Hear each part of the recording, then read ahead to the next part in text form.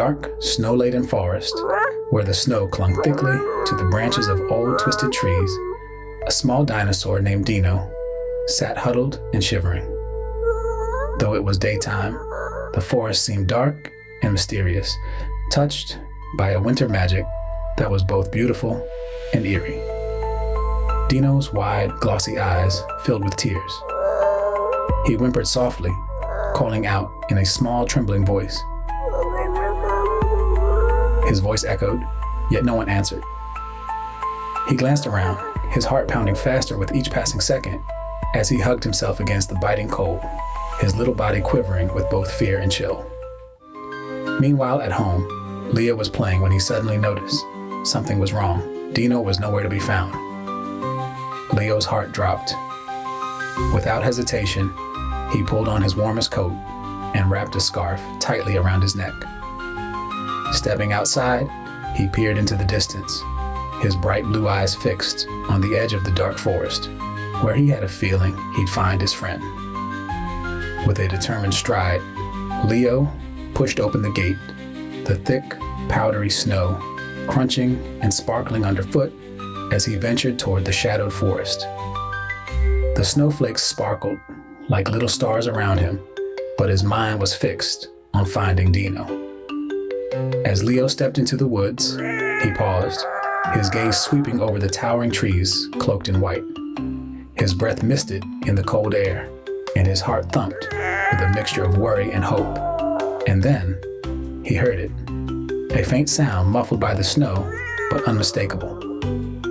It was Dino, calling his name, weak and far off, yet growing louder as Leo strained to listen. With his heart pounding, Leo began to run, his footsteps crunching in the deep snow as he called back. Dino! Dino, I'm coming! The shadows closed in around him, the ancient, gnarled trees seeming to lean forward, guarding the secrets of the forest. Finally, Leo caught sight of a small, huddled figure half buried under the weight of snow. It was Dino. He rushed forward, and as Dino saw him, a spark of relief lit up the little dinosaur's eyes. Leo knelt down and wrapped his arms around Dino, who nuzzled into his warmth, his shivering beginning to ease as he felt safe once more. Don't worry, Dino. I'm here now. Leo whispered, lifting his friend up into his arms.